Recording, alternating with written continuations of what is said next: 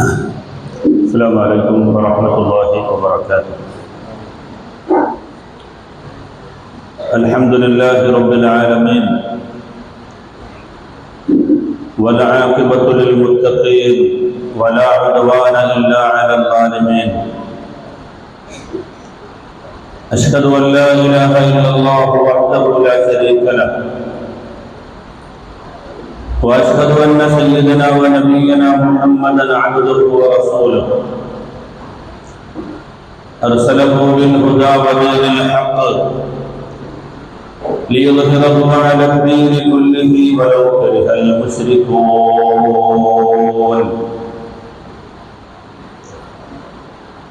أعوذ بالله من الشيطان الرجيم. بسم الله الرحمن الرحيم.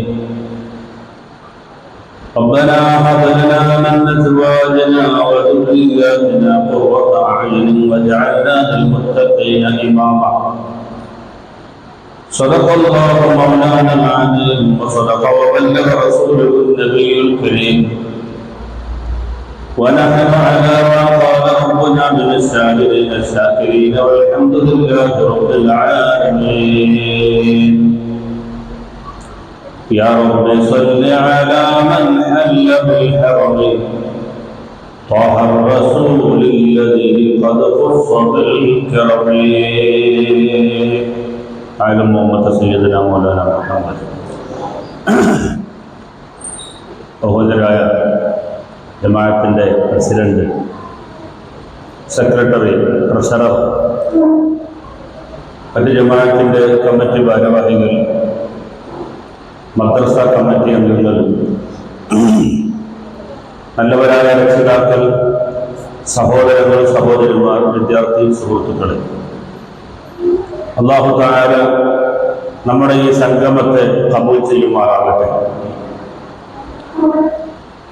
ഈ സംഗമത്തിന്റെ ബറക്കത്ത് കൊണ്ട് നമ്മുടെ മക്കളെയൊക്കെ അല്ലാഹു തആല ഇരു വീട്ടിലും വിജയിപ്പിക്കുമാറാകട്ടെ.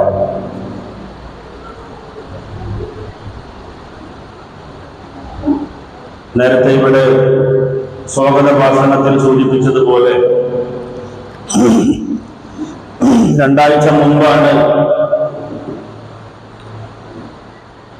വളരെ വിശാലമായി മദ്രസയുടെ പ്രവേശനോത്സവത്തോടനുബന്ധിച്ച് നല്ല ഒരു ക്ലാസ് ഇവിടെ നടന്നത്.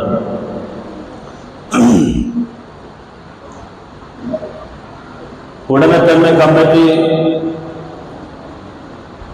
ഇതുപോലെ ഒരു ക്ലാസ് വീണ്ടും PTA മീറ്റിംഗ് നടത്തണമെന്ന് ആഗ്രഹിക്കാനുള്ള കാരണം, നമ്മുടെ ജീവിതത്തിൽ ഏറ്റവും പ്രധാനപ്പെട്ട ഒരു കാര്യമാണ്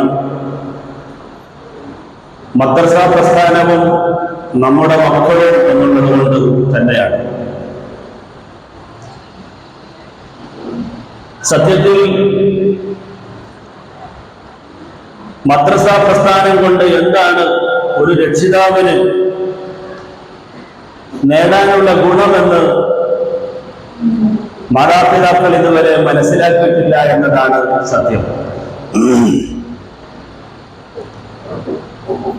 ഭൗതികമായി കുട്ടികൾ പഠിക്കുമ്പോൾ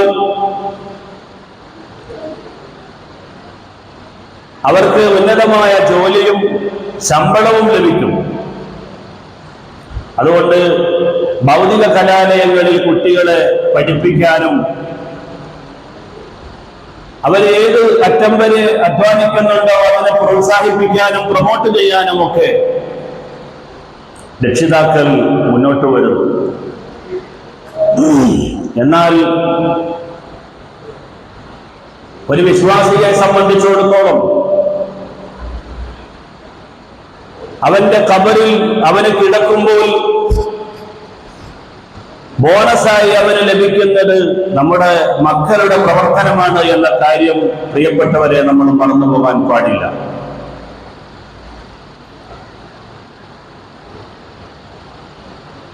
നമ്മുടെ മക്കൾ എന്ന് പറയുന്നത് യഥാർത്ഥത്തിൽ നാം ജീവിച്ചത്, ഈ ലോകത്ത് നാം ജീവിച്ചതിന്റെ അടയാളത്തെ രേഖപ്പെടുത്തുന്ന ഒരു സംഗതിയാണ്. ലോകത്ത് പ്രതിഭകളായ ഒരുപാട് ആളുകൾ കഴിഞ്ഞുപോയിട്ടുണ്ട്. അവരുടെ മഹത്വവും പ്രാഗൽഭ്യവും അവരുടെ ജീവിതവും എങ്ങനെയായിരുന്നു എന്ന് അടയാളപ്പെടുത്താൻ ഒരുപാട് സംരംഭങ്ങൾ അവർ തുടങ്ങി വെച്ചു. ചിലരെല്ലാം ഗ്രന്ഥരചനകൾ നടത്തി. ചില ആളുകൾ ജീവിച്ചതിന് തെളിവായി വലിയ വലിയ സൗധങ്ങൾ പണിതു. രാഷ്ട്രീയ രംഗത്ത് വലിയ സ്വാധീനങ്ങൾ ഉണ്ടാക്കി. ചില ആളുകൾ വലിയ സംസ്കാരങ്ങൾ രൂപപ്പെടുത്തിയെടുത്തു. അങ്ങനെ പലതരത്തിലും ഓരോരുത്തരും ഈ ലോകത്ത് ജീവിച്ചത് എങ്ങനെയായിരുന്നു എന്ന് അടയാളപ്പെടുത്തുന്നതിന് വേണ്ടി ഓരോരോ കാര്യങ്ങൾ ചെയ്തുപോയി. യഥാർത്ഥത്തിൽ ലോകത്ത് എല്ലാ മനുഷ്യരും ജീവിച്ചു എന്നത് അടയാളപ്പെടുത്തുന്നത് നമ്മുടെ സന്താന പരമ്പരകളിലൂടെയാണ്. പ്രിയപ്പെട്ടവരെ, ഇല്ലെങ്കിൽ നമ്മളെക്കുറിച്ച് ആരാണ് ഓർക്കുന്നത്? ഇല്ലെങ്കിൽ നമ്മളെക്കുറിച്ച് ആരാണ് ചിന്തിക്കുന്നത്? ഇല്ലെങ്കിൽ നമ്മൾ എങ്ങനെയാണ് ഒരു ചർച്ചാ വിഷയമാകുന്നത്? മരണപ്പെട്ടു പോയാൽ ഇതെന്റെ പിതാവാണ് എന്ന് ആലോചിച്ചുകൊണ്ട് നമ്മുടെ ഖബറിന്റെ പുറത്തു വന്ന് വിശുദ്ധമായ ഖുർആൻ ഓതി അസ്സലാമു അലൈക യാ അബീ അസ്സലാമു അലൈക യാ ഉമ്മി എന്ന് പറഞ്ഞ് കാലങ്ങൾ എത്ര തന്നെ പിന്നിട്ടു പോയാലും പ്രിയപ്പെട്ടവരെ, നമ്മുടെ പരമ്പര ഇങ്ങനെ അനുസ്യൂതം അനവരതം ഇസ്ലാമിക വൃത്തത്തിലായി മുന്നോട്ടു പോകുന്ന ഒരവസ്ഥയുണ്ടെങ്കിൽ ആ മാതാവിനും ആ പിതാവിനും ഖബറിൽ സുന്ദരമായി കിടന്നുറങ്ങിയാൽ മതി. ഇതാണ് ഞാൻ പറഞ്ഞത്. വിശ്വാസിയായ ഒരു മനുഷ്യന് അല്ലാഹു തആല നൽകുന്ന പെൻഷനുണ്ട്. പ്രിയപ്പെട്ടവരെ, അതുപോലെ ബോണസ് ഉണ്ട്. സാധാരണഗതിയിൽ ഒരു ഇസ്ലാമിക ഒരു ഗവൺമെന്റ് ജോലിക്കാരൻ ഉന്നത ശമ്പളത്തിൽ ജോലി ചെയ്യുന്ന ഒരാളാണ് എങ്കിൽ അദ്ദേഹം ആ ജോലിയിൽ നിന്ന് വിരമിച്ച് അയാൾ റിട്ടയർഡായി വീട്ടിലിരിക്കുമ്പോ അതുവരെ പറ്റിയ ശമ്പളത്തിന്റെ പകുതിയോളം, മാക്സിമം പകുതിയോളം അദ്ദേഹത്തിന് പെൻഷനായി ലഭിക്കാം. അല്ലാതെ 1 ലക്ഷം രൂപ സാലറി വാങ്ങിയ ഒരാൾക്ക് 1 ലക്ഷം രൂപ പെൻഷൻ കിട്ടുമോ? സാധ്യമല്ല.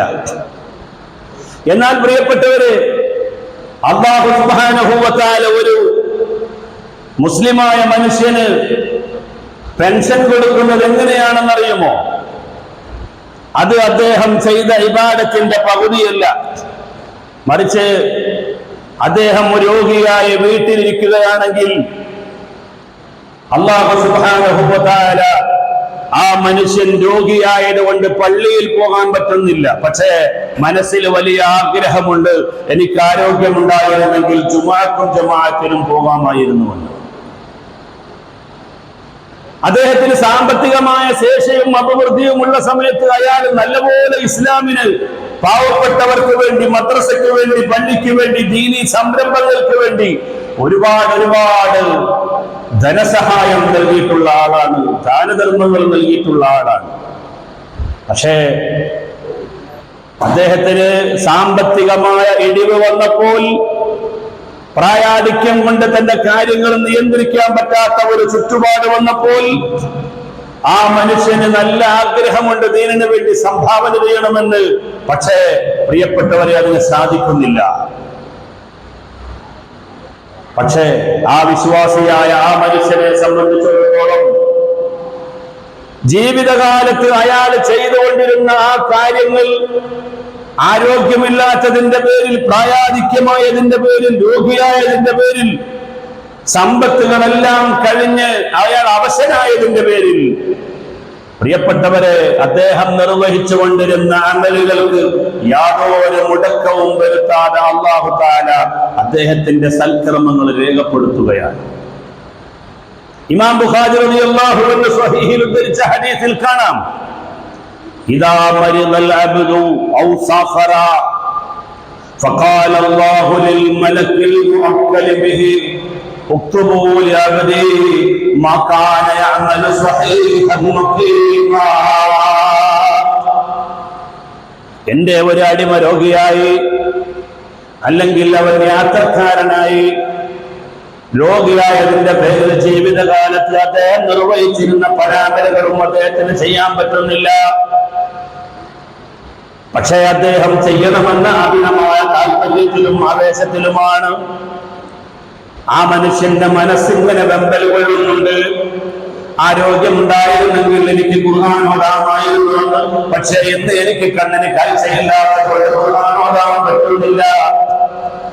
നടന്നു പോകാൻ പറ്റിയിരുന്നെങ്കിൽ എനിക്ക് പള്ളിയിൽ ജമാഅത്തിന് പോകാമായിരുന്നു, പക്ഷേ ഇന്ന് എനിക്ക് പള്ളിയിൽ പോകാൻ പറ്റുന്നില്ല, കാരണം നടക്കാൻ വയ്യ.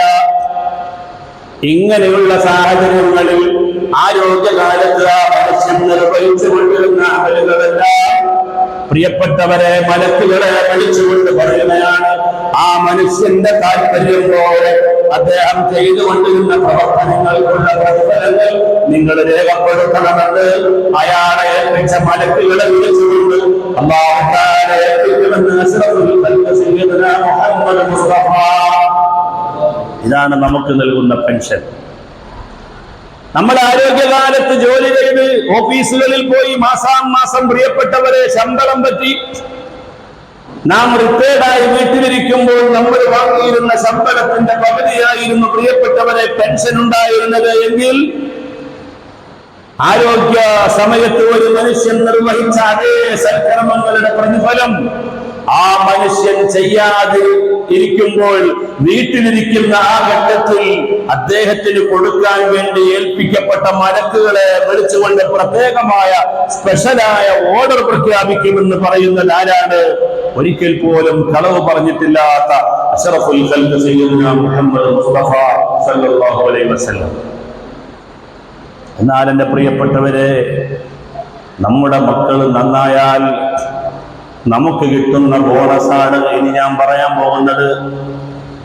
ഒരു രക്ഷിതാവ് ഖബറിൽ കിടക്കുന്ന സമയത്ത് ആ രക്ഷിതാവിന്റെ മക്കള് സ്വാലിഹായ പ്രവർത്തനങ്ങൾ ചെയ്യുമ്പോൾ, നിസ്കരിക്കുമ്പോൾ, നോമ്പനുഷ്ഠിക്കുമ്പോൾ, ദാനധർമ്മങ്ങൾ നിർവഹിക്കുമ്പോൾ, അദ്ദേഹത്തിന്റെ പരമ്പര എത്ര തന്നെ മുന്നോട്ട് പോയാലും പ്രിയപ്പെട്ടവരെ അതാ മനുഷ്യൻ മരിച്ച് എത്രയോ നൂറ്റാണ്ടുകൾ പിന്നിട്ട് പോയാലും ആ മനുഷ്യന്റെ ഖബർ ജീവിതത്തിലില്ല തന്റെ വംശപരമ്പരയിൽപ്പെട്ട ആളുകൾ മുസ്ലിമായി ജീവിക്കുന്നതിനനുസരിച്ച്, ഖുർആൻ ഓതുന്നതിനനുസരിച്ച്, നിസ്കാരം നിർവഹിക്കുന്നതിനനുസരിച്ച് പ്രിയപ്പെട്ടവരെ ആ മനുഷ്യൻ അതിന്റെ ആനുകൂല്യങ്ങൾ പറ്റിക്കൊണ്ടിരിക്കുകയാണ്. ഒരു മനുഷ്യൻ മരണപ്പെട്ടു പോയാൽ ആ മനുഷ്യന്റെ ഖബറിന്റെ പുറത്ത് വെച്ച് മലക്കുകൾ ദുആ ചെയ്യുമെന്നാണ്. ഏതാ മലക്കുകൾ? നമ്മുടെ നന്മയും തിന്മയും രേഖപ്പെടുത്താൻ വേണ്ടി ഏൽപ്പിക്കപ്പെട്ട മലക്കുകൾ.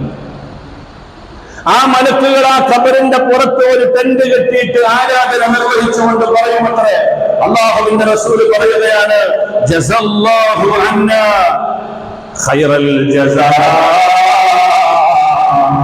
പടച്ചവനെ, ഈ മനുഷ്യന് നീ ഒരുപാട് ഗുണങ്ങൾ ചെയ്തു കൊടുക്കണേ റബ്ബേ എന്ന് പ്രിയപ്പെട്ടവരെ നമ്മുടെ നന്മയും തിന്മയും രേഖപ്പെടുത്താൻ വേണ്ടി വന്ന മലക്കുകൾ ഖബറിന്റെ പുറത്ത് വെച്ച് ദുആ ചെയ്യുന്നു. എന്നിട്ട് മലക്കുകൾ പറയാണ്, ഇദ്ദേഹം കാരണമായി ഞങ്ങൾ ഒരുപാട് ഖുർആൻ ഓതി, ഞങ്ങൾ ഒരുപാട് ഖുർആൻ കേട്ടു, പള്ളിയിൽ പോയിരുന്നു, തവാഫ് ചെയ്തു, ഹജ്ജ് നിർവഹിച്ചു, നല്ല നല്ല കാര്യങ്ങൾക്ക് ഞങ്ങൾ സാക്ഷികളായി. ഇതിന് കാരണക്കാരനെ മനുഷ്യനാണ്, അതുകൊണ്ട് ഞങ്ങൾക്ക് ഈ മനുഷ്യന് ഒരുപാട് ഗുണങ്ങൾ ചെയ്തു കൊടുക്കണേ എന്ന് പറയുന്നത് പ്രിയപ്പെട്ടവരെ ഒരു തെറ്റ് പോലും ചെയ്യാത്ത മലക്കുകളാണ്. ഇതുപോലെ പ്രിയപ്പെട്ടവരെ മരണപ്പെട്ടു പോയ ആ വ്യക്തിയെ സംബന്ധിച്ചിടത്തോളം നമുക്ക് ലഭ്യമാകുന്ന ഒരിക്കലും തന്നെ എണ്ണിത്തിട്ടപ്പെടുത്താൻ പറ്റാത്ത അത്രയും വലിയ ബോണസാണ് നമ്മുടെ മക്കൾ സ്വാലിഹീങ്ങളായി, മുസ്ലിമീങ്ങളായി പ്രിയപ്പെട്ടവരെ ഇവിടെ ജീവിക്കുക എന്ന് പറയുന്നത്. അതൊരു വലിയ അനുഗ്രഹമാണ്. അതൊരു വലിയ അനുഗ്രഹമാണ്. ഭൗതിക തലത്തിൽ നിങ്ങൾ കുട്ടികളെ പഠിപ്പിച്ച് നമ്മുടെ മക്കൾ ഉന്നതമായ ശ്രേണികളിൽ വിരാജിക്കുമ്പോ ഭൗതികമായി അവര് നേടുന്ന ആ ക്യാഷ് കൊണ്ട് ഒരു പക്ഷേ പ്രിയപ്പെട്ടവരെ മരണം വരെ നമുക്ക് ഉപകരിച്ചു എന്ന് വരാം. പക്ഷേ നമ്മുടെ കുട്ടികൾ മദ്രസയിൽ നിന്ന് പഠിക്കുന്ന പാഠങ്ങൾ ഒരിക്കലും കേവലം ഈ ഭൗതിക ലോകത്തിന് വേണ്ടിയല്ല, അതിനുവേണ്ടി മാത്രമല്ല, ഈ ഭൗതിക ലോകത്തും പാരത്രിക ലോകത്തും ഒരുപോലെ ഗുണം ചെയ്യാൻ പ്രിയപ്പെട്ടവരെ മദ്രസാ വിദ്യാഭ്യാസം ഉപകരിക്കുന്നു. അതിനെന്ത് വേണം? സ്വസ്ഥമായി നമുക്ക് ഖബറിൽ പോയി കിടക്കണം.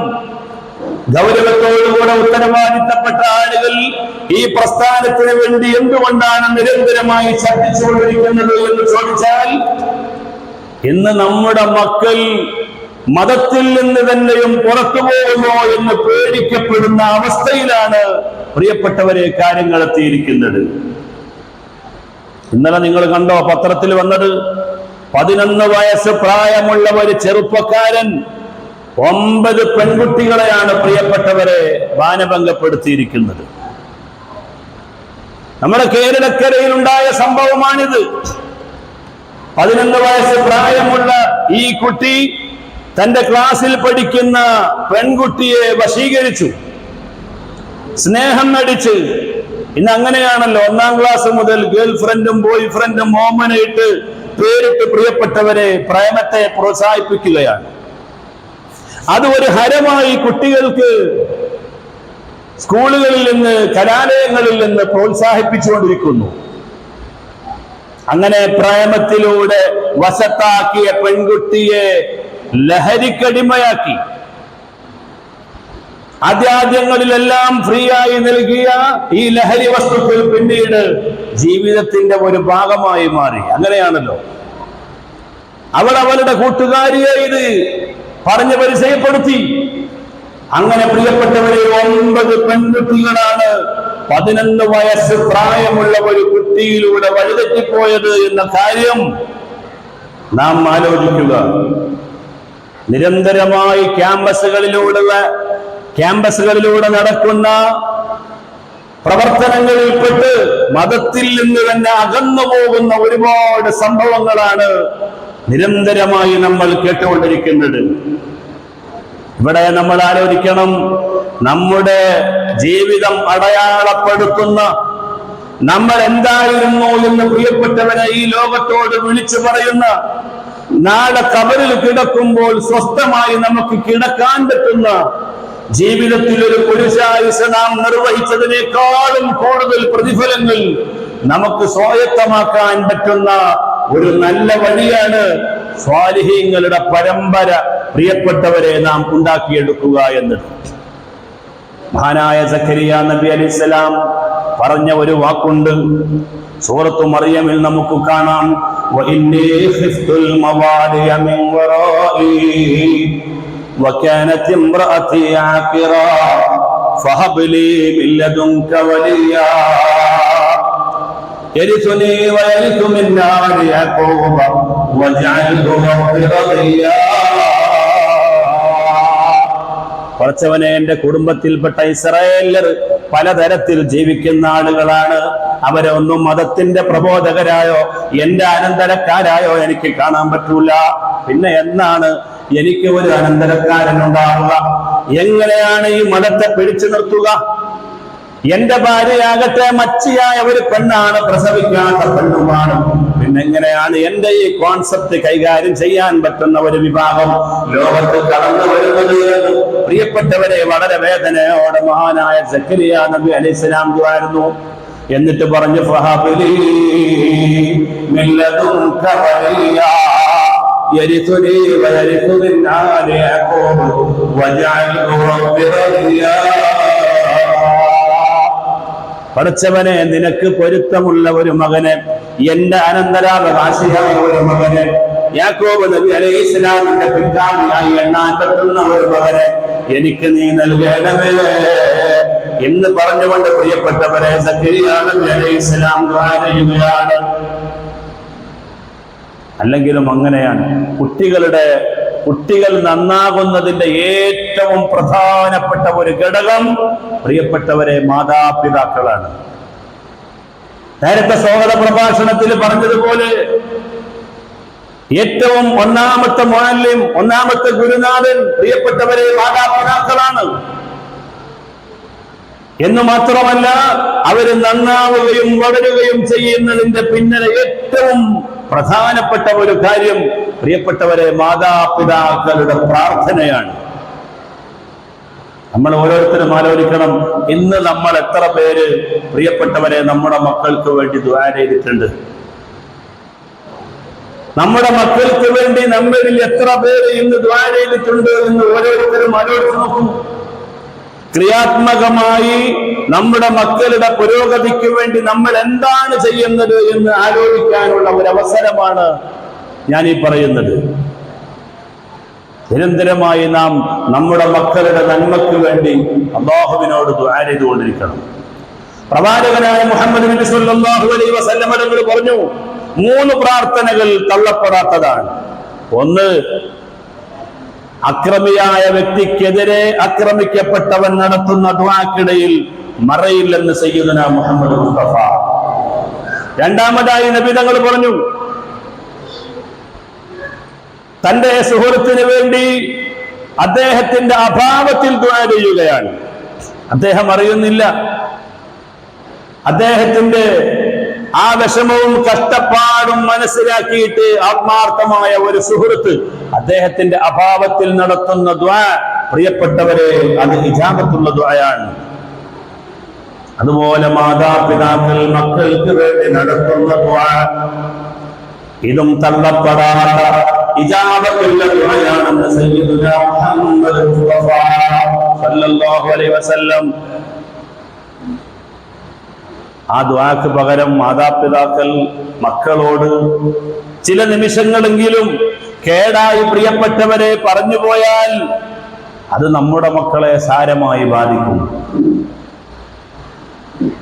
കുട്ടികളോട് നിരന്തരമായി നെഗറ്റീവ് അടിക്കരുത്.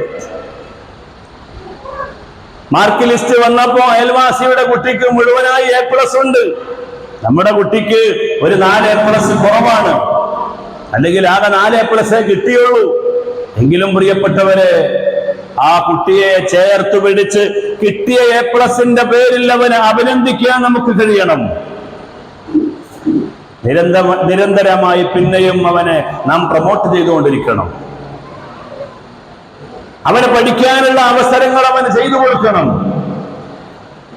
പകരം ഒരു രക്ഷിതാവ് അവനിൽ നിന്ന് കണ്ട എന്തെങ്കിലും ഒരു ചെറിയ കാര്യത്തിന്റെ പേരിൽ മനം നൊന്തുകൊണ്ട് പറയണം, നീ നന്നാവൂല, നീ ഇങ്ങനെ തന്നെ ആവുള്ളൂ, എങ്കിൽ പിന്നെ ഇനി ആ കുട്ടിയെ നമ്മൾ ഇനി എന്താക്കിയിട്ടും കാര്യമില്ല, അവൻ നന്നാകാൻ പോകുന്നില്ല. കാരണം ബാപ്പയുടെ അല്ലെങ്കിൽ ഉമ്മയുടെ ശാപപ്രാർത്ഥന ആ കുട്ടിക്ക് ബാധിച്ചു പോയി. അതുകൊണ്ട് വളരെ നാം ശ്രദ്ധിക്കേണ്ട ഒരു കാര്യമാണ്, കുട്ടികൾക്ക് വേണ്ടി നിരന്തരമായി ദുആ ചെയ്തുകൊണ്ടിരിക്കുക.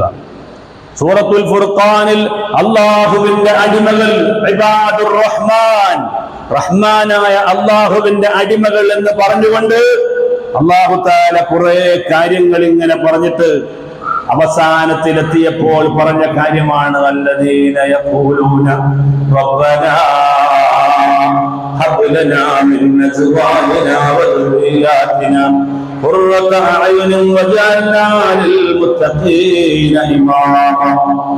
അല്ലാഹുവേ, ഞങ്ങളുടെ ഭാര്യമാരിൽ നിന്ന് സന്താനങ്ങളിൽ നിന്ന് കൺകുളിർക്കെ ഞങ്ങൾക്ക് സന്തോഷം നൽകണമേ എന്ന് ദുആ ചെയ്യുന്നവനാണ് യഥാർത്ഥത്തിൽ എന്റെ അടിമ. റഹ്മാനായ റബ്ബിന്റെ അടിമ എന്ന സൂറത്തുൽ ഫുർഖാനിലൂടെ പ്രിയപ്പെട്ടവരെ അല്ലാഹുവിന്റെ അടിമ എന്ന് പരിചയപ്പെടുത്തുന്ന സിൽസിലത്തിൽ അല്ലാഹു പറഞ്ഞ കാര്യമാണിത്. അപ്പൊ നമ്മൾ നിരന്തരമായി നമ്മുടെ മക്കൾക്ക് വേണ്ടി നമ്മൾ ദുആ ചെയ്തുകൊണ്ടിരിക്കണം. പ്രവാചകനായ മുഹമ്മദ് നബി ഒരിക്കൽ പറയുകയുണ്ടായി, അന ദഅവത്തു ഇബ്രാഹിം, ഞാൻ ഇബ്രാഹിം നബി അലൈഹിസ്സലാമിന്റെ പ്രാർത്ഥനയുടെ പരിണിതിയാണ്. ഇബ്രാഹിം നബി അലൈഹിസ്സലാം ദുആ ചെയ്ത്, പഠിച്ചവനായ എന്റെ പരമ്പരയില് പ്രവാചകന്മാരെ, നല്ല പ്രവാചകന്മാരെ നൽകണമേ എന്ന്. ഇസ്രായേലിലേക്ക് 1,00,000 പ്രവാചകന്മാരെ അല്ലാഹു പറഞ്ഞു വിട്ടപ്പോൾ അറബികളിലേക്ക് പ്രിയപ്പെട്ടവരെ ഇസ്മായിൽ നബി അലൈഹിസ്സലാമിന് ശേഷം 1000 കൊല്ലം കഴിഞ്ഞിട്ടാണ് മഹാനായ നബി സല്ലല്ലാഹു അലൈഹി വസല്ലം തങ്ങളെ അല്ലാഹു തആല പറഞ്ഞു വിടുന്നത്.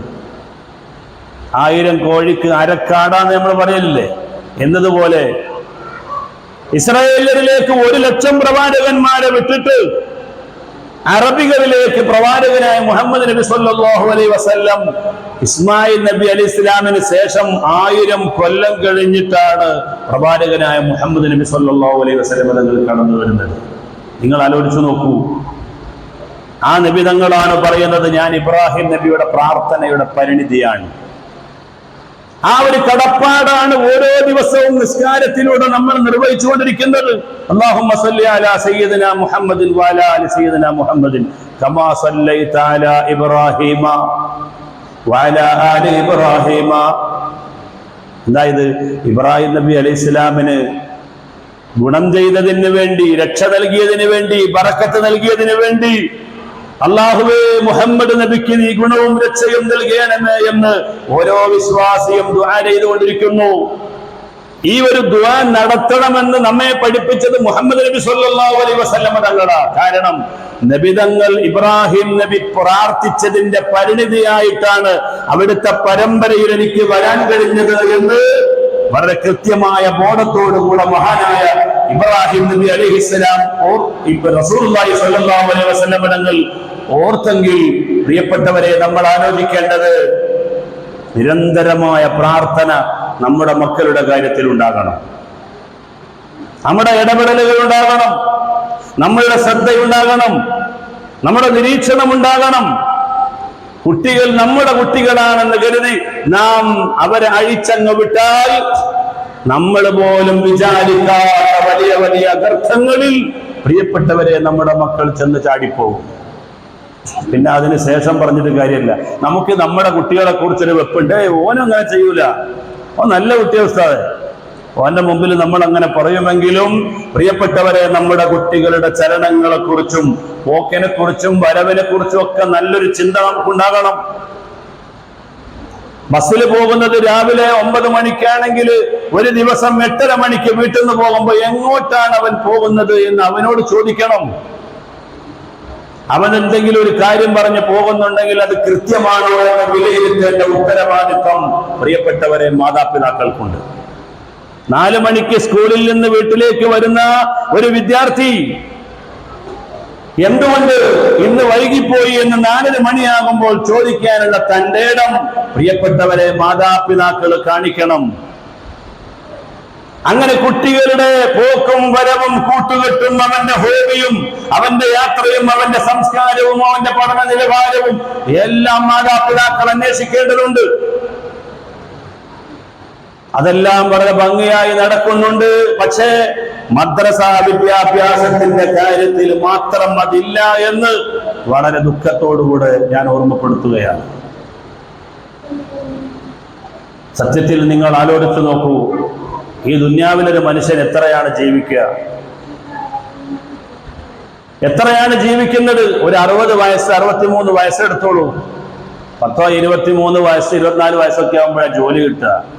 കേവലം ഒരു 40 വർഷത്തെ ജീവിതത്തിന് വേണ്ടി, അത് പരിമിതപ്പെട്ട മണിക്കൂറുകളിൽ ഒതുങ്ങുന്ന ജീവിതത്തിന് വേണ്ടിയാണ് പ്രിയപ്പെട്ടവരെ നമ്മൾ ഇത്രയും കഷ്ടപ്പെട്ട് നമ്മുടെ മക്കളുടെ എനർജി കളയുന്നത്. ആദ്യമായി അല്ലാഹ് എന്ന് പറയുന്ന അല്ലാഹുവിനെ കുറിച്ച് പരിചയപ്പെടുത്തുന്ന ഹംസ അവന് പഠിപ്പിച്ചു കൊടുക്കേണ്ടതിന് പകരം അമേരിക്കക്കാരന്റെ ABCD ആണ് ആദ്യമായി അവന്റെ തലയിൽ കയറ്റുന്നത് എങ്കിൽ പ്രിയപ്പെട്ടവരെ, ആ കുട്ടികളോട് നാം അലംഭാവം കാണിച്ചിരിക്കുന്നു, സംശയം വേണ്ട. നമ്മുടെ കുട്ടികൾ നന്നാകുന്നതിന്റെ ഏറ്റവും പ്രധാനപ്പെട്ട ഒരു ഘടകം എന്റെയും രക്ഷിതാക്കളാകുന്ന എന്റെയും നിങ്ങളുടെയും ഒക്കെ ആത്മീയതയുടെ സ്വാധീനമുണ്ട് എന്ന കാര്യം പ്രിയപ്പെട്ടവരെ രണ്ടാമതായി ഞാൻ നിങ്ങളെ ഓർമ്മപ്പെടുത്തുകയാണ്. നമ്മുടെ മക്കൾ നന്നാകുന്നതിന്റെ ഏറ്റവും പ്രധാനപ്പെട്ട ഘടകം പ്രാർത്ഥനയാണ്. രണ്ടാമത്തെ കാര്യം നമ്മുടെ ജീവിതത്തിന്റെ ആത്മീയതയാണ്. രാവിലെ സുബഹി കളാക്കി കിടന്നുറങ്ങുന്ന മാതാവിനെയും പിതാവിനെയും കണ്ടിട്ടാണ് ഈ കുട്ടി കിടക്കപ്പായയിൽ നിന്ന് ബെഡിൽ നിന്ന് എണീക്കുന്നതെങ്കിൽ അവനോട് സുബഹി നിസ്കാരത്തെ കുറിച്ച് പറഞ്ഞിട്ട് എന്താണ് കാര്യം? ഇശാ മഗ്‌രിബിന്റെ ഇടയിൽ ഭാര്യയും ഭർത്താവും ഒന്നിച്ചിരുന്നുകൊണ്ട് പ്രിയപ്പെട്ടവരെ സീരിയലിൽ കാണുകയാണ്. അല്ലെങ്കിൽ അവർ മൊബൈൽ ഇങ്ങനെ കറക്കിക്കൊണ്ടിരിക്കുകയാണ്, എങ്കിൽ പിന്നെ മാതാവും പിതാവും ഇത് ചെയ്തുകൊണ്ടിരിക്കുമ്പോ നീ പോയിട്ട് പഠിക്ക് എന്ന് പറയാൻ ഈ മാതാവിനും ഈ പിതാവിനും എന്ത് ഉത്തരവാദിത്തമാണുള്ളത്? എന്ത് ധാർമ്മികമായ ഉത്തരവാദിത്തമാണ്, അർഹതയാണുള്ളത്? നിങ്ങൾ ആലോചിച്ചു നോക്കൂ. ഇസ്ലാമിക ചരിത്രം നമുക്ക് നൽകുന്ന പാഠം അതാണ്. മഹാനായ ഇബ്രാഹിം നബി അലൈഹിസ്സലാമിന്റെ മകൻ കൻആൻ എന്ന് പറയുന്ന ആ മകൻ, നൂഹ് നബി അലൈഹി ഇസ്ലാമിന്റെ മകൻ, പ്രിയപ്പെട്ടവരെ, കപ്പലിൽ കയറിയില്ല. ഒരുപാട് ക്ഷണിച്ചു, പക്ഷേ പറഞ്ഞു ഇല്ല, ഞാൻ കയറുന്നില്ല. കാരണം എന്താ? ഉമ്മയുടെ മടിത്തട്ട് കണ്ട് വളർന്ന ആ മകൻ, പ്രിയപ്പെട്ടവരെ, ഉമ്മയോടൊപ്പം ശത്രുപാളയത്തിലേക്ക് പോയി. നിങ്ങൾ ആലോചിച്ചു നോക്കൂ. ഇങ്ങനെ എത്ര സംഭവങ്ങളാണ് ഇസ്ലാമിക ചരിത്രത്തിലുള്ളത്. മാതാവിന്റെ മടിത്തട്ട് നല്ലതാണെങ്കിൽ അതിനനുസരിച്ചുകൊണ്ട്, പ്രിയപ്പെട്ടവരെ, നമ്മുടെ മക്കൾ വളരുകയും ഉയരുകയും ചെയ്യുന്നു. അതിന് നാം മാതൃകായോഗ്യരായ മാതാപിതാക്കളാകണം. നമ്മൾ നിരന്തരമായി, പ്രിയപ്പെട്ടവരെ, മൊബൈൽ ഉപയോഗിക്കുന്നവരും സീരിയലിന് അടിമപ്പെട്ടുകൊണ്ട് ജീവിക്കുന്നവരും നിസ്കാരത്തിന് വില കൽപ്പിക്കാത്തവരും ഖുർആൻ ഓതാത്തവരും ബാപ്പയും ഉമ്മയും തമ്മിൽ എപ്പോഴും ലഹളയും ശണ്ടയും കൂടുന്നവരാണെങ്കിൽ ഈ യുദ്ധഭൂമിയിൽ ജീവിക്കുന്ന ഈ മകൻ മാത്രം നന്നാകണമെന്ന് വിചാരിച്ചാൽ ഒരിക്കലും, പ്രിയപ്പെട്ടവരെ, സാധ്യമാവുകയില്ല. അതുപോലെ നമ്മുടെ മക്കൾ നന്നാകുന്നതിൽ ഏറ്റവും വലിയ പങ്ക് വഹിക്കുന്ന ഒരു ഘടകമാണ് ഹലാലായ ഭക്ഷണം നമ്മുടെ കുട്ടികൾക്ക് കൊടുക്കുക എന്ന് പറയുന്നത്. ഇന്ന് ആ സുതാര്യത നഷ്ടപ്പെട്ടു പോയിരിക്കുന്നു. എങ്ങനെയെങ്കിലും കാശുണ്ടാക്കണമെന്ന ചിന്തക്കപ്പുറം ഹലാലായത് മാത്രമേ സമ്പാദിക്കാവൂ എന്നും ഹലാലായത് മാത്രമേ എന്റെ കുടുംബിനിക്കും എന്റെ മക്കൾക്കും നൽകാവൂ എന്നുമുള്ള ചിന്ത, പ്രിയപ്പെട്ടവരെ, അസ്തമിച്ചു പോയാൽ ഹറാമിൽ നിന്ന് വളർന്നു വന്ന ഒരു ശരീരത്തിന് ഏറ്റവും കൂടുതൽ അടുപ്പം നരകത്തോടായിരിക്കും. അല്ലാഹുവിന്റെ റസൂൽ പഠിപ്പിച്ച ഹദീസാണ്. ഹറാമിൽ നിന്ന് വളർന്നുണ്ടായ ഒരു ശരീരത്തിന്റെ പോക്ക്, അതിന്റെ ബന്ധം നരകത്തോടാണ്. കാരണം മജ്ജയും മാംസവും ശരീരവും ആരോഗ്യവും എനർജിയും എല്ലാം, പ്രിയപ്പെട്ടവരെ, ഹറാമിൽ നിന്നുണ്ടായതാണ്. അതുകൊണ്ട് രക്ഷിതാക്കളാകുന്ന നമ്മൾ കുട്ടികളെ തീറ്റുന്നതിൽ, അവർക്ക് കൊടുക്കുന്ന ഭക്ഷണങ്ങൾ, പ്രിയപ്പെട്ടവരെ, ഹലാലായ ഭക്ഷണമായിരിക്കണമെന്ന് മാത്രമല്ല, ആരോഗ്യപരമായി അവർക്ക് ഗുണമുള്ളത് മാത്രം നാം ഭക്ഷിപ്പിക്കണം. നിങ്ങൾ നോക്കൂ, കുട്ടികളുടെ സ്നേഹം കിട്ടാൻ വേണ്ടി യഥാർത്ഥത്തിൽ മാതാപിതാക്കൾ അതിര് വിട്ടുപോവുകയാണ്. ഒരു കുട്ടി 10ാം ക്ലാസ്സിൽ ജയിച്ചാൽ അവന് കൊടുക്കുന്ന എന്താ? ടാബ്, നല്ലൊരു ടാബ് എനിക്ക് സമ്മാനം. ഇന്ന് 5Gയും കൂടി വന്നതോടുകൂടെ പിന്നെ പറയണ്ടല്ലോ, ലോകത്തിന്റെ ഈ അറ്റം മുതൽ അങ്ങേ അറ്റം വരെ, പ്രിയപ്പെട്ടവരെ, ഒരേ നിമിഷത്തിൽ ഈ കുട്ടിക്ക് പിന്നെ പഠിക്കാനുള്ള താല്പര്യം ഉണ്ടാവോ? നിങ്ങൾ ആലോചിച്ച് നോക്കൂ. ഈ ചെറിയ പ്രായത്തിൽ +2 വിജയിച്ചാൽ അവന് കൊടുക്കുന്നത് എന്താ? 1.5 ലക്ഷം വില വരുന്ന ബൈക്ക്. ഇനി അതിന്റെ മേലോട്ട് പോകാൻ അവന് കൊടുക്കുന്നത് കാറ്. വളർച്ചയ്ക്കനുസരിച്ച് നമ്മുടെ കുട്ടികൾക്ക് ഇതെല്ലാം നൽകണം. പക്ഷേ അവന്റെ പഠനത്തിന് വിഘാതം സൃഷ്ടിക്കുന്ന ഇത്തരം ഉപകരണങ്ങൾ, പ്രിയപ്പെട്ടവരെ, അവന്റെ പഠനത്തിന് അവനെ നാം സ്നേഹിക്കുന്നതിന് പകരം സത്യത്തിൽ അവനെ നാം കൊലപ്പെടുത്തുകയാണ് ചെയ്യുന്നത്. അപ്പോൾ ഒരു കുട്ടി വളരുന്നതിന്റെ സാഹചര്യം അല്ലാഹുവിന്റെ റസൂൽ പഠിപ്പിച്ചില്ലേ? കുല്ലു മൗലൂദുൻ യൂലദു അലൽ ഫിത്ര ഫഅബവാഹു യുഹബ്ബിദാനിഹി വയുമജ്ജിസാനിഹി വയുനസ്സിറാനിഹി. ഭൂമി ലോകത്ത് പ്രസവിച്ച് വീഴുന്ന ഏതൊരു കുട്ടിയും സംശുദ്ധമായ പ്രകൃതിക്കാരനാണ്. അവനെ ജൂതനാക്കുന്നതും അവനെ ക്രിസ്ത്യാനിയാക്കുന്നതും അവനെ അഗ്നി ആരാധകനാക്കി മാറ്റുന്നതും അവന്റെ മാതാവും പിതാവുമാണെന്ന് നബി സല്ലല്ലാഹു അലൈഹി വസല്ലം തങ്ങൾ പറഞ്ഞെങ്കിൽ, പ്രിയപ്പെട്ടവരെ, ആരാണ് കുട്ടിയെ ജൂതനാക്കുക? ആരാണ് സ്വന്തം മാതാവ് അല്ലെങ്കിൽ മാതാപിതാക്കൾ കുട്ടികളെ ക്രിസ്ത്യാനിയാക്കുമോ? ഇല്ല. പക്ഷേ ആ സാഹചര്യങ്ങൾ അവന് വകവെച്ചു കൊടുക്കുമ്പോൾ സ്വാഭാവികമായും അത് ഉണ്ടാകും. ഇന്ന് ക്യാമ്പസുകളിൽ നടക്കുന്നത് സുബ്ഹാനല്ലാഹ് എത്ര ദയനീയമാണ്. ഓരോ ദിവസവും അള്ളാഹുവിനെയും റസൂലിനെയും ഒക്കെ നെഞ്ചിലേക്ക് നടക്കുന്ന ഒരു മുഅ്മിനായി നമ്മുടെ മക്കൾ ഇപ്പോഴും ജീവിക്കുന്നുണ്ടെങ്കിൽ പ്രിയപ്പെട്ടവരെ, അല്ലാഹു തആല നമ്മോട് വലിയ കാരുണ്യം കാണിച്ചിരിക്കുന്നു എന്ന് നാം മനസ്സിലാക്കണം.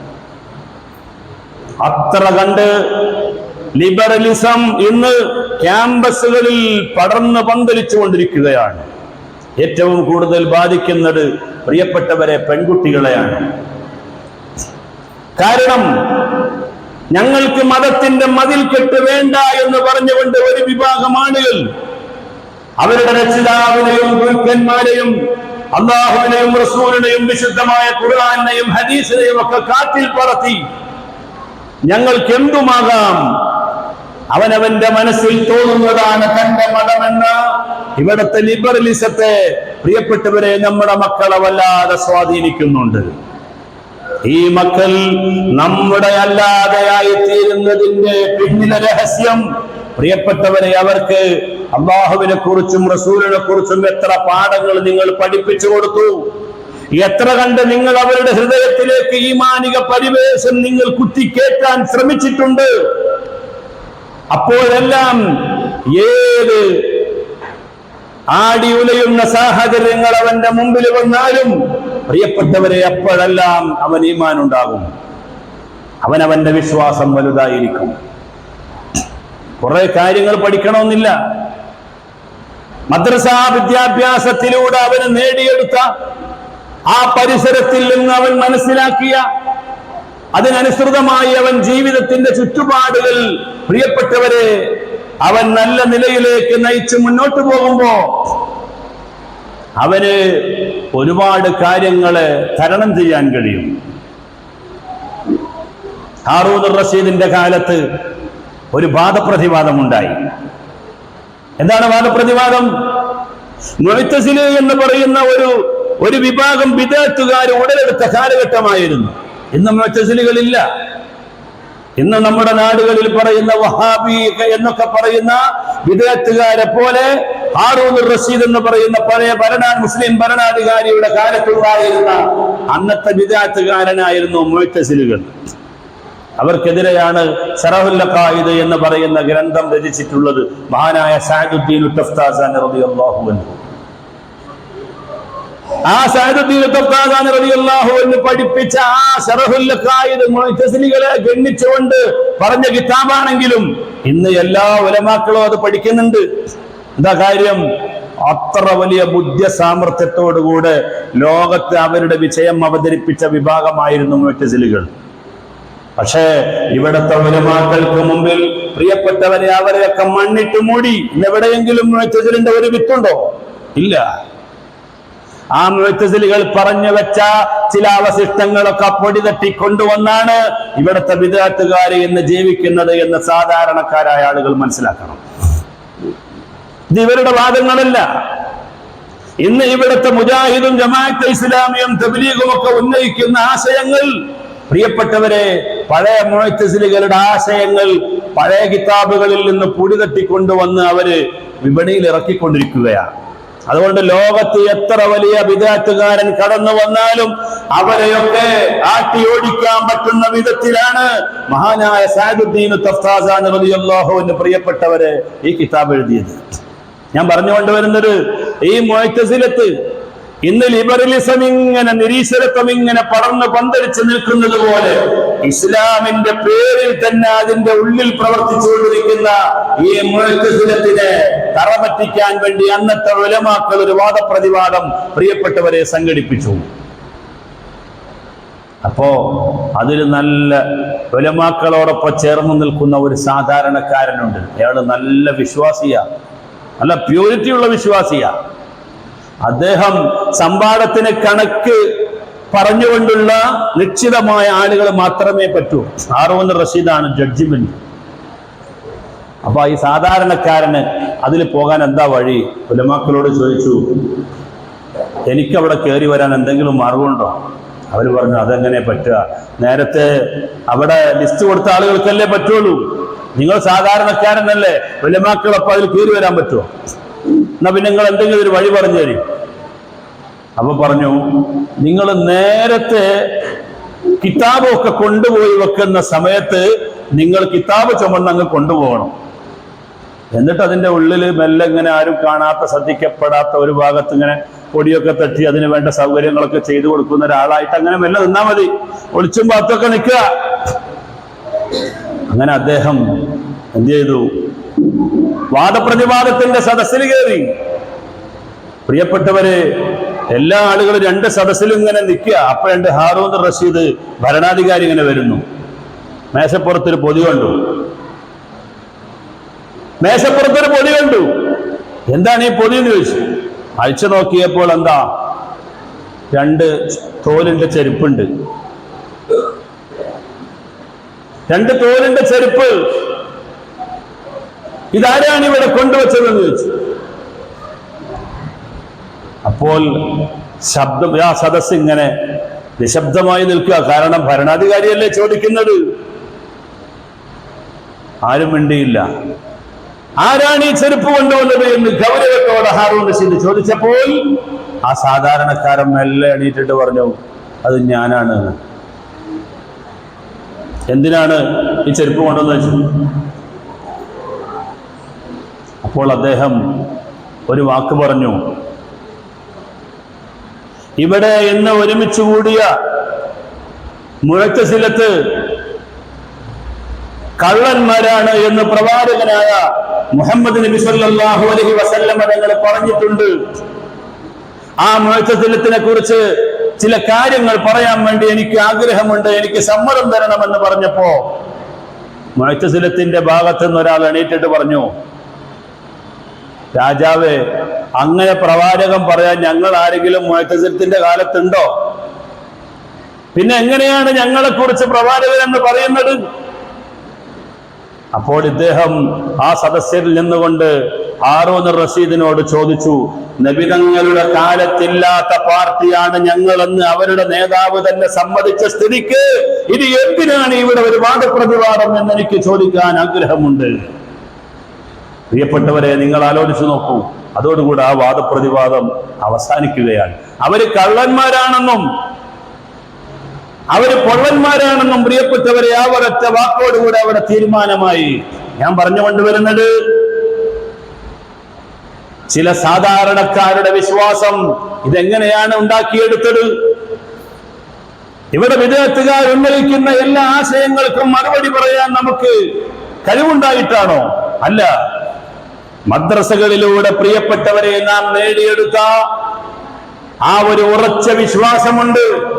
അതാണ് ശരിയെന്നും അത് മാത്രമാണ് ശരിയെന്നും ഇതിനെ വെല്ലുന്ന പല വിഭാഗങ്ങളും അനന്തര വിഭാഗങ്ങൾ യുഗാന്തരങ്ങളിലൂടെ കടന്നു വരുമ്പോൾ അതെല്ലാം ഇസ്ലാമിന്റെ പേരിൽ പല ചരക്കുകളും ഇറക്കി ജനങ്ങളെ കബളിപ്പിക്കുന്ന അവസ്ഥയുണ്ടാകുമെന്ന് നേരത്തെ തന്നെ പ്രവാചകനായ മുഹമ്മദ് നബി സല്ലല്ലാഹു അലൈഹി വസല്ലം തങ്ങൾ പഠിപ്പിച്ച ആശയങ്ങൾ ഉറച്ചു വിശ്വസിച്ചിട്ടുള്ള ഒരു സാധാരണക്കാരനെ സംബന്ധിച്ചിടത്തോളം പ്രിയപ്പെട്ടവരെ, മദ്രസയിൽ പഠിച്ച ആ ഈമാനിന്റെ പവറാണ് യഥാർത്ഥത്തിൽ അദ്ദേഹത്തിന്റെ വിശ്വാസത്തെ നിയന്ത്രിച്ചു കൊണ്ടുപോകുന്നത്.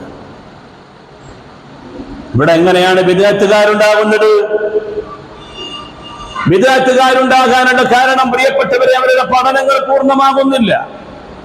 അവര് കേവലം പരിഭാഷ വെച്ചുകൊണ്ടാണ് വിശുദ്ധമായ ഖുർആനിനെ അവർ മനസ്സിലാക്കുന്നത് എങ്കിൽ ആ പരിഭാഷയ്ക്കപ്പുറം വിശുദ്ധമായ ഖുർആനിന് ഒരുപാട് വിശദീകരണങ്ങളുണ്ട് എന്ന കാഴ്ചപ്പാട് നമ്മുടെ ഉലമാ പ്രിയപ്പെട്ടവരെ നൽകുന്നു. ഓരോ ആയത്തിനും ഒരുപാട് വിശദീകരണങ്ങൾ നൽകിയിട്ട് ഇതൊക്കെ അതിന്റെ ചെറിയ ഒരു ഭാഗമാണ്, ഇനിയും ഇത് പഠിച്ചു തീർക്കാൻ പറ്റാത്ത ഒരു സാഗര സമാനമായി ഇത് പരന്നു കിടക്കുകയാണ് എന്ന വിവരം പ്രിയപ്പെട്ടവരെ നമ്മുടെ ഓഡിയൻസിന് നൽകുന്നത് കൊണ്ടാണ് ബിദ്അത്തുകാരൻ പല കാര്യങ്ങളും ഇവിടെ ഇറക്കിക്കൊണ്ടിരിക്കുമ്പോഴും അതിന്റെ സത്യാവസ്ഥ എന്താണെന്ന് മനസ്സിലാക്കാൻ നമുക്ക് കഴിഞ്ഞില്ലെങ്കിൽ പോലും നേരത്തെ നമുക്ക് നൽകിയ ആ ഒരു വിശ്വാസത്തിന്റെ പവർ കൊണ്ട് പ്രിയപ്പെട്ടവരെ പിടിച്ചു നിൽക്കുന്നത്. ഞാൻ പറഞ്ഞുകൊണ്ട് വരുന്നത്, ഇതുപോലെ മദ്രസകളിലൂടെ കടന്നു വരുന്ന വിദ്യാർത്ഥികളെ അവരുടെ ഈമാൻ തെറ്റിക്കാൻ സാധ്യമല്ല. എത്ര കണ്ട് മതവിദ്യാഭ്യാസം നമ്മുടെ കുട്ടികൾ നേരുന്നു, അവര് പഠിക്കുന്നു, അത്ര കണ്ട് പ്രിയപ്പെട്ടവരെ അവരുടെ ഈമാനിനെ സംരക്ഷിക്കാൻ അവർക്ക് കഴിയും. ഇല്ലെങ്കിൽ പുതിയ പുതിയ ചിന്താഗതികളും നിരീശ്വരത്വങ്ങളുമൊക്കെ ക്യാമ്പസുകളിൽ പ്രബോധനം ചെയ്യപ്പെടുമ്പോ അതിനേറ്റവും കൂടുതൽ ബലിയാടാകുന്നത് നമ്മുടെ മക്കളായിരിക്കുമെന്ന കാര്യം പ്രിയപ്പെട്ടവരെ നമ്മൾ മറന്നുപോകരുത്. ആർക്കാണ് ഇതിന്റെ നഷ്ടം? നിങ്ങൾ ആലോചിച്ചു നോക്കൂ. അതുകൊണ്ട് നാം നിർബന്ധമായും നമ്മുടെ മക്കളെ പഠിപ്പിക്കാൻ മദ്രസയിൽ പഠിപ്പിക്കാൻ ആവശ്യമായ സഹായങ്ങളെല്ലാം ചെയ്യണമെന്ന് രക്ഷിതാക്കളോട് എനിക്ക് ഓർമ്മപ്പെടുത്താൻ ആഗ്രഹിക്കുകയാണ്. ജീവിതത്തിൽ നമുക്ക് കിട്ടുന്ന ഏറ്റവും വലിയ ഒരു സുവർണാവസരമാണ് നമ്മുടെ മക്കൾ സ്വാലിഹായി ജീവിക്കുക എന്ന് പറയുന്നത്, ഒരു മുസ്ലിമായി ജീവിക്കുക എന്ന് പറയുന്നത്. നമ്മുടെ വംശപരമ്പര, നമ്മൾ മരണപ്പെട്ടു പോയി നാം ഖബർ ജീവിതം നയിക്കുന്നവരും നമ്മുടെ ബോഡി തന്നെ നശിച്ച് മണ്ണായി പോയാൽ പോലും നമ്മുടെ ആത്മാവ് ഇവിടെയൊക്കെ ഇങ്ങനെ പരിലസിക്കുകയും പാരി നടക്കുകയും ചെയ്യുന്നുണ്ടാകും. അപ്പോൾ പ്രിയപ്പെട്ടവരെ, ഖുർആൻ ഓതുന്ന, പള്ളിയിൽ വരുന്ന, നിസ്കരിക്കുന്ന, അള്ളാഹുവിന്റെ തൗഹീദും മുഹമ്മദ് നബിയുടെ റിസാലത്തും നെഞ്ചിലേറ്റുന്ന മക്കൾ നമുക്ക് ഉണ്ടായാൽ നാം രക്ഷപ്പെട്ടു പോയി. ഇല്ലെങ്കിൽ നമ്മുടെ തലവേദന ഒരിക്കലും അവസാനിക്കുകയില്ല എന്ന് പ്രിയപ്പെട്ടവരെ ഓർമ്മപ്പെടുത്തുകയാണ്. ഞാൻ നിങ്ങളെ ഒന്നാമത്തെ വെള്ളിയാഴ്ചയിൽ ഇവിടെ നടത്തിയ ഒരു പ്രസംഗത്തിൽ പറഞ്ഞ ഒരു പോയിന്റ് ഈ സമയത്ത് പ്രത്യേകം ഓർമ്മിപ്പിക്കുന്നു. പിശാച് നമ്മളെ വഴിപിഴപ്പിക്കാൻ വേണ്ടി ശ്രമിക്കുന്നത് ഈ ഐഹികമായ ഈ ദുന്യാവിലും മാത്രമാണെങ്കിൽ പാരത്രിക ലോകത്ത് ചെന്നാൽ പോലും പ്രിയപ്പെട്ടവരെ നമ്മുടെ ശത്രുവായി മാറുന്നത് നമ്മുടെ മക്കളായിരിക്കും. പിശാച് നാളെ ആഖിറത്തിൽ നമ്മളെ പഴപ്പിക്കാൻ വരൂല. പക്ഷെ നമ്മുടെ മക്കൾ പറയും, അവർക്കെന്തെങ്കിലും അവരുടെ മേന് നോവുന്ന ഒരു സാഹചര്യം ഉണ്ടായാൽ അവർ പറയും, ഇതിന്റെയൊക്കെ കാരണക്കാരൻ ഈ നിൽക്കുന്ന എന്റെ പിതാവാണ്, ഈ നിൽക്കുന്ന എന്റെ മാതാവാണ്. അവരെ എനിക്ക് നിസ്കാരത്തെ കുറിച്ച് പഠിപ്പിച്ചു തന്നില്ല, എനിക്കവര് നോമ്പിനെ കുറിച്ച് പഠിപ്പിച്ചു തന്നില്ല. എന്നിട്ടിപ്പോൾ അവർ സ്വർഗത്തിലേക്ക് പോവുകയാണോ? വിളിക്കൂ അവരെ. എന്നിട്ട് ഈ മഹ്ശറയുടെ മുറ്റത്ത് കിടത്തു. ഞാൻ അവരുടെ നെഞ്ചിന്റെ മുകളിൽ കയറിയിരുന്ന് ഒരൽപ്പം ആശ്വാസം കൊള്ളട്ടെ എന്ന് പറഞ്ഞ് നമുക്കെതിരെ അല്ലാഹുവിന്റെ മുമ്പിൽ പ്രിയപ്പെട്ടവരെ ശബ്ദിക്കുന്നത് ആരായിരിക്കും? നമ്മുടെ മക്കളായിരിക്കും. ഈ അർത്ഥത്തിലാണ് വിശുദ്ധമായ ഖുർആൻ ഒരിടത്ത് പറഞ്ഞത്, ഇന്നമാ അംവാലുക്കും വഔലാദുക്കും ഫിത്ന, നിങ്ങളുടെ സമ്പത്തും നിങ്ങളുടെ സന്താനങ്ങളും നിങ്ങൾക്ക് നാശമാണ്. അതെപ്പോഴാ? നമ്മുടെ മക്കൾക്ക് ധാർമ്മികമായി കൊടുക്കേണ്ട വിദ്യാഭ്യാസം കൊടുക്കാതെ ഒരു പ്രായപൂർത്തിയാകുന്ന 15 വയസ്സ് വരെയെങ്കിലും ആരാണ് അള്ളാഹു മുഹമ്മദ് നബിയുടെ കാര്യങ്ങൾ, ഇസ്ലാം കാര്യങ്ങൾ, ഈമാൻ കാര്യങ്ങൾ, ഖുർആന്, മലക്ക്, മുർസല് തുടങ്ങി അടിസ്ഥാനപരമായി നാം ഒരു കുട്ടിക്ക് കൊടുക്കേണ്ട വിദ്യാഭ്യാസം കൊടുക്കാതെ മാതാവും പിതാവും മരണപ്പെട്ടു പോയാൽ പ്രിയപ്പെട്ടവരെ, ഈ കുട്ടികൾ നാളെ ആഖിറത്തിൽ ചെല്ലുമ്പോൾ നമ്മുടെ പ്രതിയോഗികളായി കടന്നു വരും. അതുകൊണ്ട് നാം നമുക്ക് മേൽ ബാധ്യതയായിട്ടുള്ള ഉത്തരവാദിത്വം കൃത്യമായി ഓരോ രക്ഷിതാവും നിർവഹിക്കുന്നുണ്ടോ എന്ന് പ്രിയപ്പെട്ടവരെ ആലോചിക്കണമെന്ന് ഈ സമയത്ത് ഞാൻ ഓർമ്മപ്പെടുത്തുന്നു. അല്ലാത്ത പക്ഷം അള്ളാഹുവിന്റെ മുമ്പിൽ നമ്മൾ ലോക്കായി പോകും, നമുക്ക് രക്ഷപ്പെടാൻ മാർഗമില്ല. സുദീർഘമായി ഞാൻ സംസാരിക്കുന്നില്ല. 6, 5-ാം ക്ലാസ് വരെയൊക്കെ നമ്മുടെ മദ്രസകളിൽ കുട്ടികൾ വരുന്നുണ്ട്. അത് കഴിഞ്ഞാൽ പിന്നെ കുട്ടികൾ 6, 7, 8 മേലോട്ടുള്ള ക്ലാസ്സുകളിലൊക്കെ വിദ്യാർത്ഥികൾ വളരെ കുറവാണ്. യഥാർത്ഥത്തിൽ ഈ 1-ാം ക്ലാസ്സിൽ 2-ാം ക്ലാസ്സിലൊക്കെ ഈ കുട്ടികൾ പഠിക്കുന്ന പാഠം കൊണ്ട് അവന് പ്രാക്ടീസ് ചെയ്യാൻ പറ്റുമോ? 2-ാം ക്ലാസ്സിൽ ഹയല് പഠിക്കുകയാണ് ഒരു പെൺകുട്ടി. എന്താ ഹയല്? ഉസ്താദിനോട് ഹയലിനെ കുറിച്ച് 2-ാം ക്ലാസ്സിലെ വിദ്യാർത്ഥികൾ 3-ാം ക്ലാസ്സിലെ വിദ്യാർത്ഥി ചോദിക്കുമ്പോ ഈ ഹയല് പുറപ്പെടാൻ സമയമാകാത്ത ഈ പെൺകുട്ടിയുടെ മുമ്പിൽ പ്രിയപ്പെട്ടവരെ ഒരു ഉരുണ്ടുകളി കളിക്കേണ്ട ഒരു സാഹചര്യം ഉണ്ടാകും. പക്ഷെ അത് അനുഭവിച്ചറിയുന്ന പ്രായമാണ് 6-ാം ക്ലാസ്സും 7-ാം ക്ലാസ്സും ഒക്കെ. അവിടത്തേക്ക് എത്തുമ്പോൾ മേലോട്ടുള്ള ക്ലാസ്സുകളിൽ ആ കുട്ടിയുമായി ബന്ധപ്പെട്ട ശാരീരിക പ്രശ്നങ്ങൾ ഓരോന്നോരോന്നായി ക്രിയാത്മകമായി പഠിക്കുകയും മനസ്സിലാക്കുകയും ചെയ്യേണ്ട ഘട്ടങ്ങൾ എത്തിയപ്പോഴേക്ക് പ്രിയപ്പെട്ടവരെ അതെല്ലാം അസ്തമിച്ചു പോയി. ഭൗതികതയുടെ അതിപ്രസരം നമ്മുടെ കുട്ടികളുടെ മൈൻഡിലേക്ക് കയറുകയും മാതാപിതാക്കൾ അതിനുവേണ്ടി കൂടുതൽ പ്രോത്സാഹിപ്പിക്കുകയും ചെയ്യുമ്പോൾ നമ്മുടെ മക്കൾ നമ്മുടേതല്ലാതായി തീരുകയാണ്. ഒരു തെറ്റായ ധാരണയാണ് മദ്രസ പഠിച്ചാൽ സ്കൂള് പോകുന്നത്. വെറും മണ്ടത്തരാണത്.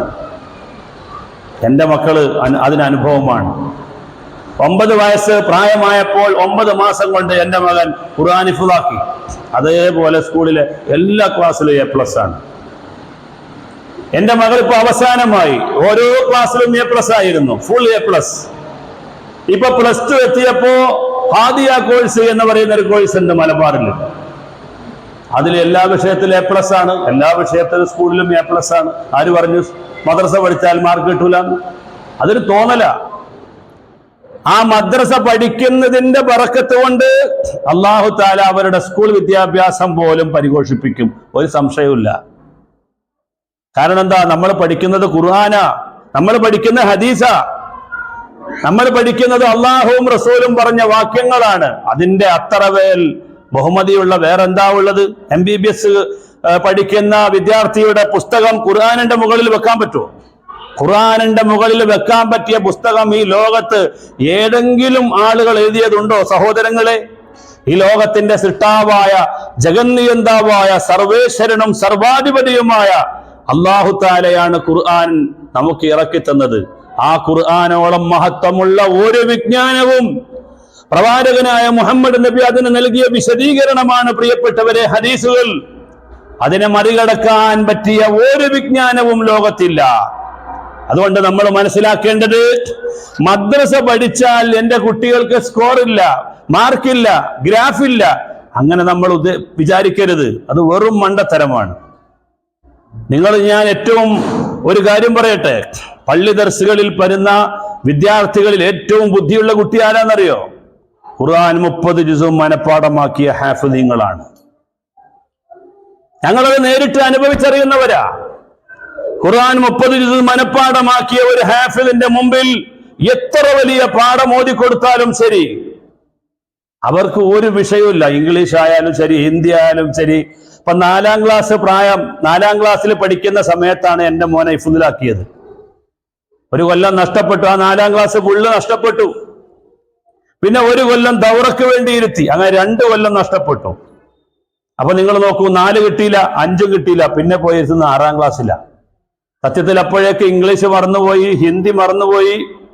പക്ഷേ ഒരു വർഷം കൊണ്ട് ആ ക്ലാസ്സിലെ ഏറ്റവും ടോപ്പ് മാർക്ക് എൻ്റെ മകൻ നേടി എന്നതാണ് സത്യം. ഞാനിത് എൻ്റെ മകന്റെ കാര്യമല്ല ഈ പറയുന്നത്. ഹാഫിളീങ്ങളായ മുഴുവൻ മുത്തഅല്ലിമീങ്ങളെയും കാര്യം ഇങ്ങനെയാണ്. എന്താ കാര്യം? അവർ അള്ളാഹുവിന്റെ കലാമ് ഖുർആന് തലയിലേക്ക് അങ്ങ് കേട്ടിയപ്പോൾ അവർക്ക് പിന്നെ അവരുടെ മുമ്പിൽ ഗഹനമായ ഒരു വിഷയവും ഇല്ല. അങ്ങ് തുറന്നു വച്ചിരിക്കുകയാണ് അവരുടെ ബുദ്ധിയും അവരുടെ മണ്ടയും. അതുകൊണ്ട് പ്രിയപ്പെട്ടവരെ, ഇത് ഒരു മിഥ്യയായ ധാരണയാണ്. നമ്മൾ അള്ളാഹുവിന്റെ അടിമകളാണ്. അള്ളാഹുവിന്റെ സഹായമാണ് നമുക്ക് കിട്ടേണ്ടത്. അതിനേറ്റവും പര്യാപ്തമായത് വിശുദ്ധമായ ഖുർആൻ അനുസരിച്ച് ജീവിക്കുക എന്നുള്ളത് തന്നെയാണ്. അതുകൊണ്ട് നാം മാതാവാണെന്നും പിതാവാണെന്നും തിരിച്ചറിഞ്ഞ് നമ്മുടെ മക്കൾ നമ്മുടേതായി വളരണമെന്ന് ആഗ്രഹമുണ്ടെങ്കിൽ, പാരത്രിക ലോകത്തേക്ക് നാം നടന്നു നീങ്ങുമ്പോൾ ഖബറിൽ കിടക്കുന്ന ഉമ്മ എൻ്റെ ഉമ്മയാണിതെന്ന് മനസ്സിലാക്കി അവിടെ വന്ന് ആത്മാർത്ഥമായി ഒന്ന് സലാം പറഞ്ഞ് ഖുർആൻ ഓതി അല്ലെങ്കിൽ യാസീൻ ഓതി പ്രിയപ്പെട്ടവരെ ദുആ ചെയ്യുന്ന ഒരു സാഹചര്യം ഉണ്ടാകണമെങ്കിൽ മദ്രസ വിദ്യാഭ്യാസത്തെ കുറിച്ച് നമ്മുടെ മക്കൾക്ക് നല്ലപോലെ പറഞ്ഞു കൊടുക്കണം. എത്ര കണ്ട് നിങ്ങൾ അതിനെ സ്ട്രെയിൻ ചെയ്യുന്നു, അത്ര കണ്ട് നിങ്ങളുടെ ഭാരം ഖബർ ജീവിതത്തിലും പരലോകത്തും കുറഞ്ഞിരിക്കുമെന്ന് എൻ്റെ ശബ്ദം ശ്രവിക്കുന്ന സഹോദരങ്ങളോട്, രക്ഷിതാക്കളോട്, ഉമ്മമാരോട് ഈ സമയത്ത് ഞാൻ ഓർമ്മപ്പെടുത്താൻ ആഗ്രഹിക്കുകയാണ്. സുദീർഘമായി ഞാൻ സംസാരിക്കുന്നില്ല. അതുകൊണ്ട് മദ്രസ വിദ്യാഭ്യാസം, സ്കൂൾ നിങ്ങൾ എങ്ങനെയാണോ ശ്രദ്ധിക്കുന്നത് അതുപോലെ പ്രിയപ്പെട്ടവരെ ശ്രദ്ധിക്കണം.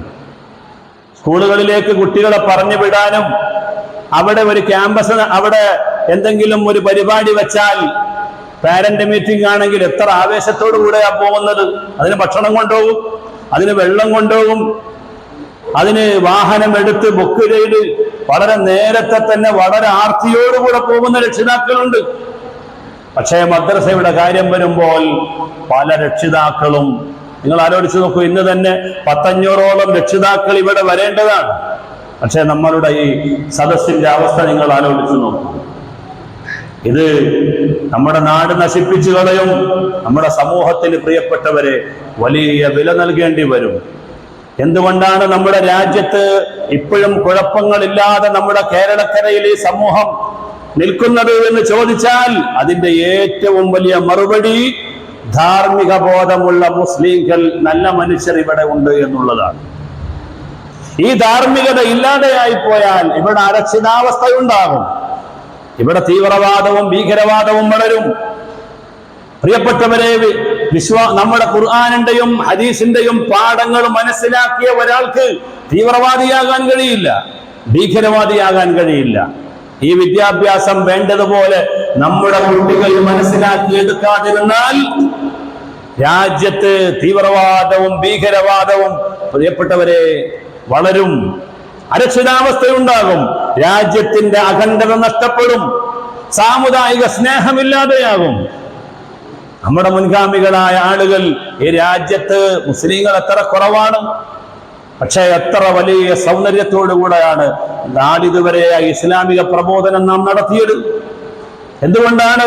നമ്മുടെ രാജ്യത്ത് നമ്മുടെ നേതാക്കൾ, നമ്മുടെ ആലിമീങ്ങൾ, നമ്മുടെ മുൻഗാമികൾ നമുക്ക് തന്ന ആ ഒരു സംസ്കാരം, ആത്മീയതയിലൂന്നിയ സ്നേഹത്തോടുകൂടെയുള്ള ആ ഒരു വശ്യമായ പെരുമാറ്റം, അതാണ് ഇസ്ലാമിന്റെ സൗന്ദര്യമെന്ന് ശത്രുക്കളുടെ മുമ്പിൽ പഠിപ്പിച്ചു കൊടുക്കുകയും പ്രാക്ടിക്കലായി പ്രിയപ്പെട്ടവരെ ജീവിതത്തിൽ ഇത് അനുവർത്തിക്കുകയും ചെയ്തപ്പോൾ നമ്മുടെ രാജ്യത്ത് സമാധാനമുണ്ടായി.